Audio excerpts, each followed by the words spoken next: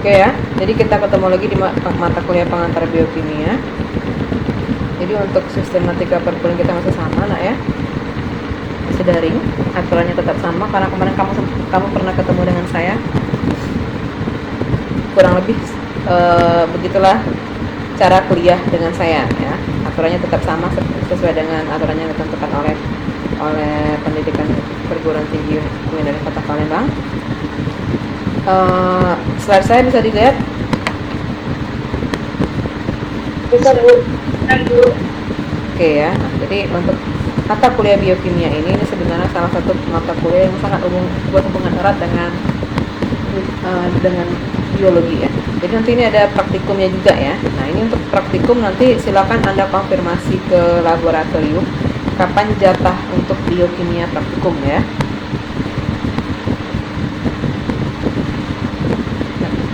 Kita masuk langsung ke pengertian biokimia. Biokimia itu apa sih? Nah, kalau kita lihat saja secara umum, biokimia itu terdiri dari dua kata, yaitu bio dan kimia. Bio dan chemistry. Kalau biologi, bio dan logos. Ya, bio itu hidup, logos itu adalah imun. Tapi kalau kimia itu bios dan chemios. Artinya, bios itu hidup, sudah tahu semua. Chemios itu apa? Kimia atau senyawa organik. Apa hubungannya? Maka di dalam biokimia ini kita akan membahas tentang ilmu kimia hayati. Kita akan membahas bagaimana zat-zat kimia organik itu di dalam tubuh makhluk hidup, prosesnya. Jadi ini adalah ilmu yang mau belajar tentang berbagai molekul di dalam sel atau organisme hidup sekaligus dengan reaksi kimianya. Jadi kita harus tahu bahwa sebenarnya tubuh kita ini juga punya reaksi kimia. Dan terdapat juga zat-zat kimia senyawa organik. Yang kalau secara awam orang mengatakan bahwa zat kimia itu semuanya berbahaya, racun, tapi tidak seperti itu. Tubuh kita juga memerlukannya dan ada reaksi biokimia di dalam tubuh kita. Tanpa reaksi biokimia maka kamu nggak akan bisa bernapas, nggak akan bisa hidup, nggak akan bisa punya energi. Itu ilmu biokimia ya. Videonya tolong hidupkan ya biar saya bisa mantau untuk absensi ya. Biokimia ini punya sejarah. Yang pertama itu kenapa bisa adanya ilmu biokimia? Karena pertama kali dilakukan identifikasi unsur kimia penyusun makhluk hidup. Kita tahu bahwa makhluk hidup itu disusun rantai DNA dan RNA. Dari mana pembawanya? Sifat genetik kita dibawa oleh rantai kromosom dari sang ibu dan sang ayah. Kromosom itu apa? Kromosom itu adalah asam amino. Asam amino itu apa? Asam amino itu adalah protein. Rantai DNA itu adalah protein. Dari situ ternyata ada unsur kimia penyusun makhluk hidup. Kemudian diidentifikasi pula tipe molekul yang ditemukan dalam makhluk hidup. Seperti apa tipe molekulnya? Apakah dia berantai ganda atau tunggal dan bagaimana reaksinya? Kemudian memahami mekanisme biomolekul makhluk hidup menjadi hidup. Kemudian ilmu tersebut dikembangkan lagi untuk memahami mekanisme biomolekul tersebut, bagaimana dia bisa membuat kita hidup. Bisa membuat Anda bergerak, bernapas, bisa ada rasa lapar, punya energi, berkeringat dan sebagainya ya. Jadi itu yang namanya biokimia. Tapi kalau nggak ngerti boleh langsung tanya aja nak ya. Kita harus menunggu habis materi ya.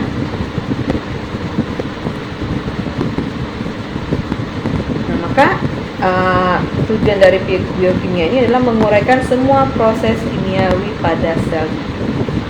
Sebenarnya kalau zaman saya kuliah dulu ya, tapi karena saya memang anak kesehatan, biokimia ini adalah salah satu mata kuliah monster yang begitu ditakuti ya,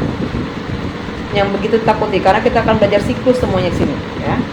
Sebenarnya kalau kami dulu, kamu hanya ada dalam satu semester ya biokimia ya. Kalau kami dulu ada 3 semester membahas biokimia. Karena untuk membahas siklus Krebs aja itu butuh 1 semester mungkin yang nggak habis ya. Di S1, S2 saya ketemu lagi biokimia dengan satu mata kuliah lagi ya, yang begitu harus dibahas. Jadi tapi saya termasuk juga salah satu orang yang dulu biokimia saya itu baik praktikum ataupun teori B dapatnya, nggak tinggi amat ya. Nilai saya B dari S2 kecuali S2 saya dapat A. Nah, memang susah ya. Zaman dulu kalau cerita dosen saya dulu S2 biokimia 5 orang. yang lulus cuma satu. Kami tanya, Bu, 4-nya kemana? Stres katanya. Jadi kami sering berpikir, serius Bu stres dia? Masa sih pikiran kami? Ternyata setelah kami jalani, oh benar ya, bisa stres. Tapi sebenarnya kalau dibawa enjoy, segala sesuatu itu tidak terlalu menakutkan ya. Buktinya dulu yang saya anggap mata kuliah momok, saya sudah mengampunya sejak 2000. Pertama kali saya mengajar 2009-2010 saya pertama kali mengajar. Itu saya langsung dikasih mata kuliah biokimia. Saya sempat protes sama Kak Prodi. Janganlah Bu, jangan kasih biokimia dulu. Waktu saya kuliah aja biokimia saya dari D3 itu B loh. D3 B, 1 B saya bilang. S2 aja baru masih dapat A. Katanya kalau yang ngajarnya harus agak sedikit preman. Saya bingung dengan kata-kata itu, apalah itu saya pikir. Tapi ya sudahlah, kita laluin aja ya. Memang ini kadang-kadang ilmu biokimia ini susah-susah gampang. Kalau kita mengerti sebenarnya asik ya. Asiknya gini, melalui biokimia ini kita tahu bahwa oh berarti kayak gini loh tubuh kita. Mungkin kalau orang awam dia nggak tahu, kok bisa sih nasi dimakan keluarnya kuning gitu ya. Kok bisa sih kita kalau nggak makan nasi lemes? Ada apa? Bagaimana nasi itu bisa berubah menjadi energi? Selama ini kan kita hanya tahu bahwa nasi itu bisa karbohidrat ya, bukan kalau sekarang kita bilang karbohidrat. Kalau orang awam ke nasi ya, kalau makan kita jadi segar. Kenapa bisa seperti itu? Kenapa sih tubuh kita bisa mendetok sendiri? Mendetok itu artinya menetralisir sendiri racun. Bukan artinya kalau kamu makan racun kamu selamat, enggak ya. Kalau kamu makan racun yang dosis tinggi pun mati juga ya. Artinya gini, kalau ada beberapa makanan kan yang kita bisa kita detok dan kita buang melalui urin. Itu kenapa? Nah, tesis saya kemarin tesis saya mengarah ke biokimia. Jadi lumayan lah ya, lumayan stres maksudnya ya. Jadi dinikmati aja, jangan terlalu stres, nanti kamu ngantuk lagi tidur, kamu itu sudah online ya, nggak tatap muka, tidur lagi nanti ya. Nah, jadi dinikmatin aja. Nah, maka manfaat itu tadi sudah saya bilang, kesejahteraan manusia dan pengembangan ilmu pengetahuan dapat dikatakan hampir semua ilmu kehidupan berhubungan dengan biokimia. Ini harus kita garis bawahi. Jadi biokimia ini adalah ilmu dasar yang terkait dari ilmu biologi ya. Itu kamu bilang kami orang biologi Bu, kami pahamnya mikrobiologi. Kamu lihat ada mata kuliah mikrobiologi, ada khusus biokimia mikroba ya. Orang fisika, anak fisika belajar biokimia, anak kimia apalagi dia belajar biokimia. Cuman kontennya mungkin lebih berbeda. Kalau kita lebih ke komposisi makhluk hidupnya, kalau anak kimia lebih ke molekulnya. Itu aja bedanya ya, tapi semuanya sama.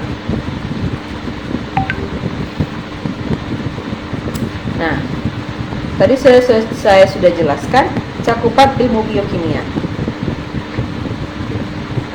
Saya gambarkan dengan tiga lingkaran yang saling berhubungan terkait kan ya. Jadi di biokimia ini kita akan membahas tentang struktur dan fungsi serta dari biomolekul strukturnya seperti apa. Kalau kamu dulu belajar reaksi kimia ya, SMA ya, SMA di IPA mungkin agak sedikit familiar ya dengan biokimia ya. Jadi nanti struktur biomolekul seperti apa, berapa atom C-nya, dia termasuk yang karbohidrat berapa atom C-nya, terus kemudian bagaimana proses metabolismenya di dalam tubuh, kemudian informasi genetikanya dibawa seperti apa. Kamu berambut pirang, kamu rambut keriting, kulit sawo mateng, mata sipit, itu adalah informasi genetika yang dibawa oleh genmu atau rantai kromosommu dari si bapak dan si ibu. Itu ya. Secara biokimia bagaimana hal itu bisa terjadi. Nah, biokimia itu luas ya. Dia ada biokimia tanaman, ternak, kedokteran gizi dan bidang lainnya. Jadi tidak bisa dilepaskan dari bidang-bidang yang lain. Nah, untuk biokimia sendiri, kita akan belajar reaksi kimianya yang terjadi dalam tubuh. Ya, di dalam tubuh makhluk hidup ya, tidak hanya ternak, mulai dari makan masuk dalam mulut terbentuk energi senyawa sampai terjadi ekskresi atau pembuangan. Tadi yang saya bilang, gimana sih kamu makan nasi keluarnya bukan nasi gitu ya, kamu makan pempek, makan cilok keluarnya tetap sama bentuknya gitu kan. Itu yang kita pelajari. Nah, nanti kita akan membahas tentang asam nukleat, enzim. Nah, mulai kita masuk ke sini. struktur dan fungsi sel, cairan tubuh, pencernaan makanan, metabolisme, katabolisme, lipid, protein dan sebagainya sampai dengan jalur bersama metabolismenya. Itu yang akan kita pelajari dalam mata kuliah biokimia. Oke ya. Jadi nanti jangan ini dulu. Nanti kamu bilang, wah Bu Tari mata kuliah susah sekali, menyusahkan kami. Saya nggak menyusahkan kamu, memang sudah dari sana aja mata kuliah seperti ini ya. Jadi kamu bilang lagi menyusahkan kamu mata kuliahnya ya. Karena kita daring, jadi akan saya bebankan beberapa tugas ya. Nggak mungkin saya nggak membebankan beberapa tugas karena masih daring posisinya ya. Nah, kabur nggak ya? Nah, inilah kira-kira hubungan antara biokimia dengan ilmu lain. Biokimia itu sangat berhubungan sekali dengan kedokteran, jelas. Untuk menelusuri suatu penyakit, dokter harus ilmu kedokteran harus tahu dulu bagaimana prosesnya di dalam tubuh. Nutrisi sangat berhubungan dengan biokimia. Bagaimana nutrisi bisa diserap oleh tubuh dan menjadi energi. Bagaimana nutrisi bisa dibuang yang tidak berguna, yang makro ataupun mikro bisa digunakan oleh tubuh. Berapa batas nutrisi yang bisa digunakan oleh tubuh? Mikrobiologi tadi saya sudah singgung ya. Kita mau gimana sih kita mau tahu itu mikrobiologi ini itu bakteri apa, jenis apa, melalui proses biokimianya yang membedakan bakteri. Bakteri kan tidak bisa dilihat dengan mata ya. Walaupun kita tanam koloninya sama. Nah, nanti kalau kamu lihat di mikrobiologi, ditanam di media ya, itu koloninya sama. Kecuali kalau sudah di media selektif ya, artinya sudah ada dua media yang membedakannya, media khusus. Bakteri gram negatif dan gram positif. Tapi bakteri gram negatif itu banyak, gram positif itu banyak, bukan satu ya. Nah, bisa dilihat dari bentuk koloninya Bu, misalnya kamu bilang, atau warna koloninya. Oke bisa, tapi ada beberapa seperti Klebsiella dan Salmonella dia hampir sama. Terus gimana orang-orang atas sana, orang-orang ilmu mikrobiologi, ilmu kedokteran bisa membedakan? Oh ini ternyata dia bakteri ini Klebsiella, Salmonella, ya. Dia Escherichia coli, dia Pseudomonas, ya, Streptococcus aureus dari sistem biokimia tubuhnya melalui uji biokimia, gitu, ya. Jadi setiap tubuh makhluk itu punya namanya unsur biokimia di dalamnya dan prosesnya di dalamnya. Fisiologi jelas, fisiologi ini mempelajari fungsi tubuh, misalnya sistem pernapasan, sistem ekskresi, sistem pencernaan, sistem saraf, sistem imun, semuanya ada di sini. Dan ini berhubungan dengan biokimia. Biologi sel, iya, sel sebagai proses tempat terjadinya proses biokimia. Biofisik, nah yang kemarin kamu pelajari, biofisika, nah itu termasuk ilmu cabang ilmu biokimia juga. Genetik, tadi sudah jelaskan bahwa kita dalam protein, bagaimana proses protein dalam tubuh itu ada biokimia. Kimia organik, ini jelas. Ya, kimia organiknya unsur-unsur kimia yang berperan dalam proses biokimia tubuh. Ya. Nanti kalau kamu tahu apa aja unsur-unsur kimia ini, kenapa kita butuh, nanti ada penjelasannya lagi. Bahwa di tubuh kita ini yang ada beberapa zat kimia ya yang kita butuhkan dalam bentuk mikro sedikit. Tapi tanpa zat tersebut kita kalau zat itu tidak ada maka tubuh kita akan terganggu metabolismenya karena dia membantu reaksi tubuh kita. Tapi kalau kelebihan dia dapat bersifat toksik di dalam tubuh atau racun. Ya. Ngerti sampai di sini, Nak? Ya Bu. Mengerti kah? Ngerti Bu. Oke. Nah, di dalam tubuh manusia ada beberapa unsur dan biomolekul yang menyusun tubuh kita.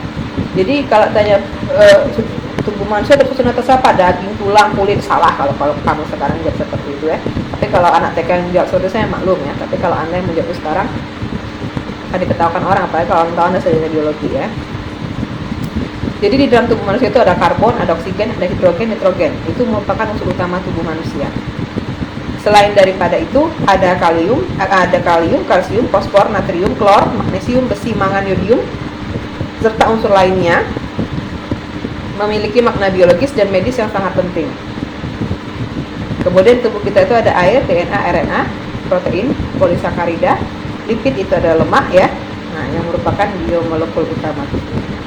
Inilah unsur tubuh dari unsur tubuh manusia, ya. Jadi bukan lagi kamu jawab apa yang menyusun tubuh manusia itu daging, tulang dan kulit ya, misalnya kamu bilang kayak gitu. Jadi ada beberapa unsur penyusun tubuh manusia.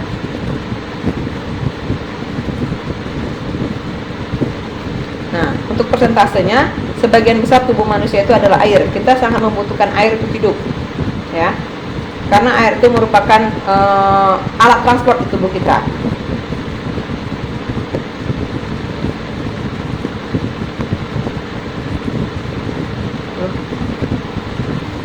Lupa saya off-kan rekamannya dari tadi. Nah, ini biomolekul dan fungsinya tadi saya sudah jelaskan, konsep sel dengan berbagai itu. Nah, jadi apa salah satu kegiatan biokimia dalam tubuh, ya? Apa proses biokimia di dalam tubuh ini? Salah satu proses biokimia yang paling besar dalam tubuh itu adalah proses metabolisme tubuh. Metabolisme tubuh ini adalah proses biokimia tubuh. Apa itu proses metabolisme? Proses metabolisme ini adalah perubahan kimia dan energi yang terjadi dalam jasad hidup atau karena kegiatan jasad hidup. Jadi perubahan bahan kimia menjadi energi di dalam jasad hidup, itulah metabolisme. Dan ini adalah proses biokimia tubuh. Ya, ini adalah proses biokimia tubuh. Apa yang berubah di dalam proses metabolisme adalah substrat, reaksi dan energi. Perubahan dikatalis oleh enzim. Jadi perubahan ini reaksi ini dibantu oleh enzim. Jadi fungsi enzim ini adalah mempercepat reaksi. Jadi tanpa enzim tidak akan terjadi yang namanya reaksi di dalam tubuh kita, ya. Fungsinya apa metabolisme? Dia mengekstrak energi dari substrat atau sekelilingnya dan menyimpannya dalam senyawa energi tinggi untuk melaksanakan aktivitas atau fungsi tubuh. Ini fungsi metabolisme. Nah, secara sederhana saya gambarkan yang kata-kata ketiga ini. Fungsi metabolisme itu dia adalah merubah suatu substrat menjadi energi yang bisa kita gunakan dalam kehidupan kita. Nasi, cilok nggak ada vitaminnya ya sebenarnya. Misalnya kamu makan nasi, makan sayur, makan daging ya, makan daging ayam, daging sapi, ikan segala macam. Apakah benar si daging itu langsung disulap seperti Pak Tarno bilang, misalnya jadi apa prok-prok langsung energi? Enggak. Dia ada prosesnya di situ. Nah, itulah proses metabolisme. Unsur-unsur di dalam itu dipecah dulu. Unsur gulanya dipecah, gugusnya dipecah, ada perubahan bentuk, maka akan terjadi perubahan energi. Itu yang namanya fungsi dari metabolisme, ya. Secara umum, ini sudah ada gambaran, sudah ada saya tulis ini. Secara umum metabolisme mengandung arti pemecahan atau katabolisme. Jadi makanan yang kamu makan akan dipecah dulu, mana proteinnya, mana vitaminnya, mana mineralnya, mana kalsiumnya, kaliumnya akan dipecah dulu. Kemudian diabsorpsi oleh tubuh, diserap oleh tubuh. Yang kira-kira dia mempunyai karbon yang complicated akan dipecah dulu sehingga mudah direaksikan, ya. Kemudian biar mudah diserap oleh tubuh. Itu dia metabolisme. Kemudian ada lagi namanya katabolisme, ya. Nah, katabolisme ini dia dalam metabolisme ada dua istilah, itu ada katabolisme dan anabolisme. Apa bedanya? Katabolisme itu memecah enzim yang bermolekul besar ya menjadi senyawa molekul kecil. Tadi saya bilang bahan makanan seperti karbohidrat, lemak, protein dipecah lagi menjadi molekul yang lebih kecil sehingga bisa diserap oleh tubuh. Misalnya karbohidrat banyak, nah ada glukosa, ada galaktosa ya, dipecah menjadi glukosa sehingga bisa diserap tubuh dan diproses menjadi energi. Tuh ya. Protein atau lemak dipecah menjadi asam asid ya, urik asid atau asam urat, asetat, amonia. Nah, urea sehingga terbebas energinya. Nah, untuk anabolisme ini sistem enzimatik senyawa molekul besar, senyawa yang lebih sederhana pada umumnya diperlukan energi. Jadi untuk anabolisme ini ada sintesis enzimatik yang memerlukan energi.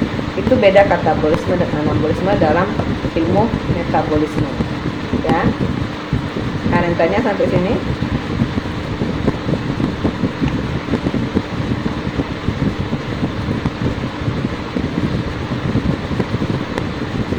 Nah, ini baru pengantar. Ya, ini baru pengantar. Silakan Anda amati garis-garis ini, diagram ini. Ya. Jadi di metabolisme itu nanti kita kan tahu makanan itu kita makan. Proses pertama makanan di mana? Di mulut. Ya. Kalau kamu makan, itu kalau kamu hanya mengandalkan gigi, jadi kalau kamu apa yang menghancurkan makanan di mulut itu melumatkan makanan ke gigi, kamu salah. Ya. Fungsi gigi itu hanya mencacah, memotong. Tapi di mulut kita itu punya suatu enzim. Jadi sebenarnya untuk sistem pencernaan di mulut pun sudah dimulai. Ya. Ada namanya enzim amilase. enzim amilase inilah yang membantu proses pelumatan makanan di mulut sehingga bisa kamu telan. Ya. Kalau kamu nggak percaya, coba lah kamu makan lauk, daging, apa cilok kamu makan, itu kamu kunyah-kunyah 32 kali. Kalau untuk syaratnya terus kamu buangkan lagi, itu lumat dia. Lumat itu artinya kayak di jus ya, bubur ya. Tapi kalau hanya mengandalkan gigi, dia hanya tercacah, nggak akan lumat, terpotong-potong kecil. Apa yang melumatkannya di dalam mulut kita itu namanya enzim amilase, sehingga dia mudah diserap sehingga ketika dia masuk ke dalam ke dalam lambung dia sudah mudah diserap ya. Dalam lambung dicerna, kemudian hasil dari pencernaan itu akan diserap oleh mukosa intestinum ya, dinding sel usus, terjadilah metabolisme ya. Nah, nanti di metabolisme itu hasilnya berupa energi dan metabolit. Apa itu energi dan metabolit? Hasil metabolisme yang berguna bagi tubuh itu menjadi energi, digunakan tubuh untuk energi. Yang tidak berguna sebagai metabolit, artinya zat buangan yang akan diekspresikan. Melalui apa diekspresikan? Dua jalur kamu itu, kalau nggak urin kamu ya feses kamu, itu yang diekspresikan ya. Atau melalui keringat, itu yang hasil metabolit yang diekspresikan, yang tidak berguna bagi tubuh. Nah, bagaimana Bu kalau misalnya proses metabolisme itu terganggu atau terhambat? Itulah banyak terjadinya penyakit misalnya, atau sistem ekskresinya yang rusak, itulah yang banyak terjadinya penyakit. Misalnya penyakit asam urat, penyakit yang sederhana ya, gangguan kolesterol, gangguan fungsi hati, fungsi ginjal, itu gangguannya pada metabolisme. Nah,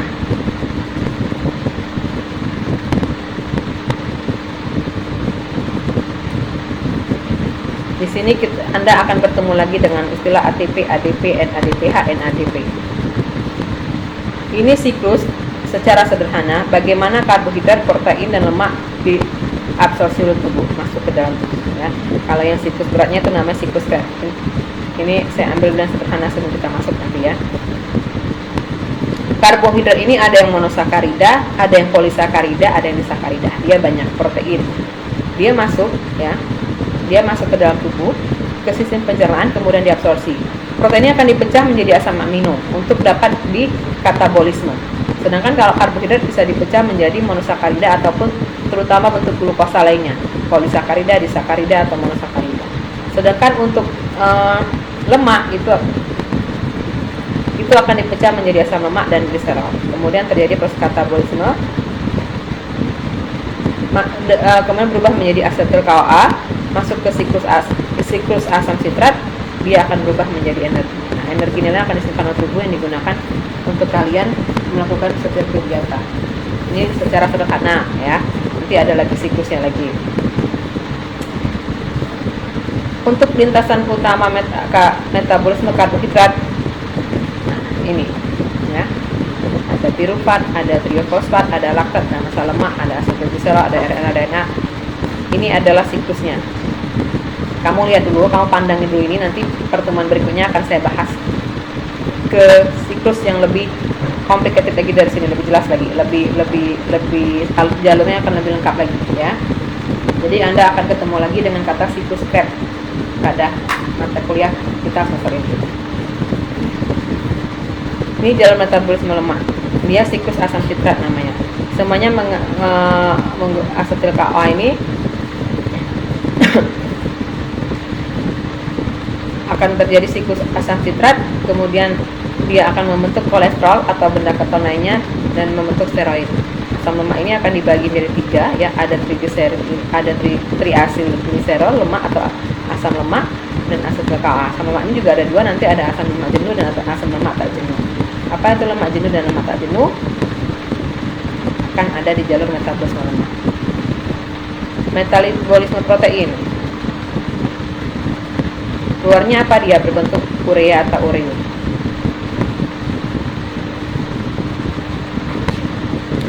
Oke, ada tanya sampai di sini? Minggu depan kita masuk ke metabolisme. Nanti kita ketemu lagi dengan jalur-jalur siklus itu. Ada yang tanya sampai di sini? Bu, yang berperan untuk mengatur jumlah biomolekul dalam tubuh itu siapa, Bu?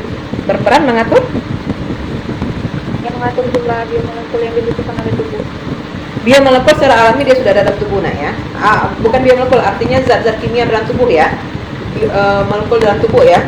Nah, cuman komposisinya itu ada komposisinya berbeda di setiap jenis biomolekul. Dari mana kita dapatkan biomolekul itu? Dari makanan.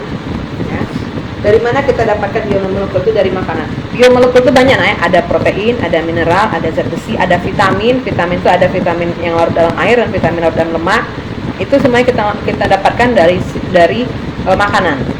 Dari makanan yang akan diproses oleh tubuh, sehingga dia akan membentuk molekul-molekul yang berguna bagi tubuh. Makanya kita harus makan makanan yang padat gizi. Karena biomolekul itu didapat dari makanan. Ya. Makanan yang kita konsumsi. Tuh. Nanti pertemuan besok akan saya bahas lagi apa aja yang masuk dalam biomolekul itu. Ada vitamin, ada mineral, zat besi, lemak dan sebagainya. Vitaminnya jenisnya apa, sumbernya dari mana. Nah, jadi secara umum biomolekul itu kita dapat dari makanan yang kita konsumsi. Maka apalagi anda yang dalam masa pertumbuhan itu sebaiknya memang mengkonsumsi makanan yang kaya akan vitamin dan mineral. Jadi tapi sekarang itu kaya akan cilok dan cireng ya. Enak masalahnya. Kaya akan MSG dan kaya segalanya. Oke, ada lagi yang mau tanya nak?